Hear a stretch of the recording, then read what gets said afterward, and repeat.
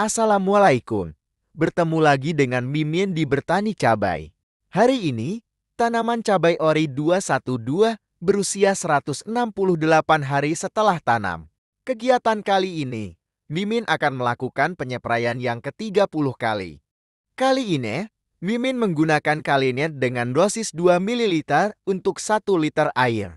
Kalinet mengandung kalium 13,80%, fosfat 12,33%, boron 16.200 ppl, mangan MnEDTA 205 ppm.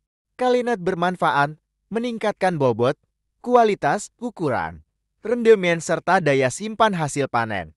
Kemudian, Mimin menggunakan asam amino dengan merek Premino dengan dosis 1 ml untuk 1 liter air. Premino merupakan pupuk organik cair dan senyawa pembentuk hormon tanaman seperti auksin, sitokinin, dan gibberellin. Premino bermanfaat meningkatkan imunitas akibat stres, pasca serangan hama, suhu ekstrim, pemindahan bibit. Kemudian, Mimin menggunakan insektisida berbahan aktif abamectin dengan merek Demolition.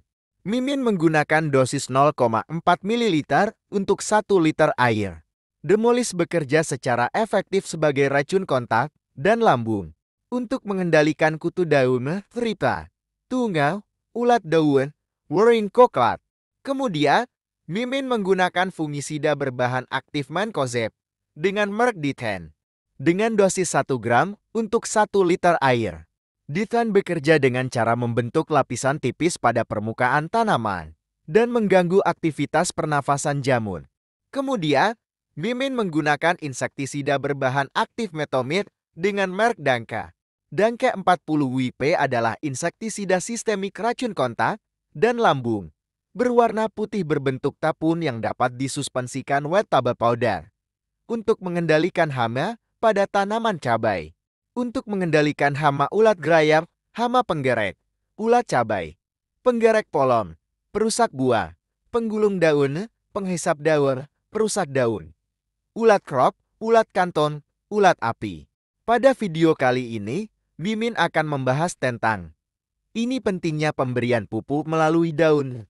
Dilansir dari bumikita.id, di musim hujan, aplikasi pupuk melalui akar juga terkendala oleh aliran air. Pada beberapa tipe tanah tertentu misalnya tanah berpasir, sehingga unsur hara mudah hilang tercuci. Beberapa ion hara diantaranya Pi dan logam Fe2, Zn, Mn, mempunyai sifat tidak mudah berpindah imobil, sehingga unsur yang tidak terjangkau oleh akar pul tidak mampu terserap. Karena adanya hambatan-hambatan itulah, maka tidak semua pupuk yang kita berikan ke tanah bisa tersedia dan terserap oleh akar. Pupuk yang tidak terserap akar inilah yang akhirnya menjadi residu di tanah. Untuk mencukupi kebutuhan tanaman akan unsur hara, maka dosis pemberian pupuk pada tanah biasanya cenderung dilebihkan dari yang sesungguhnya dibutuhkan oleh tanaman. Sejarah pemupukan melalui daun. Pada tahun 1843 seorang ilmuwan Perancis bernama A. Gries pertama kali melakukan eksperimen pemberian larutan V pada tanaman buncis.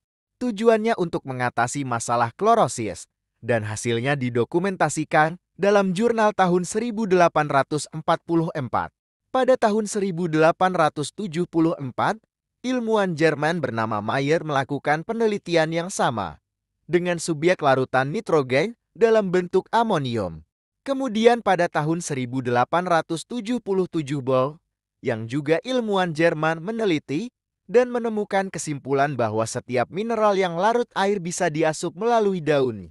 Meski menunjukkan hasil yang efektif, hasil-hasil penelitian ini minim publikasi, diwarnai perdebatan di antara kalangan ahli saat itu, dan dianggap hanya sebatas wacana ilmiah. Hingga 1 abad kemudian hasil penelitian ini diabaikan. Barulah pada tahun 1909, L.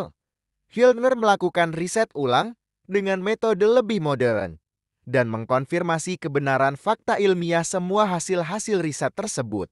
Sejak itulah mulai diperkenalkan ke kalangan praktisi pertanian Teknik aplikasi pemupukan melalui daun kemudian menjadi landasan bagi penemuan-penemuan pestisida sistemik dan herbisida di masa-masa selanjutnya.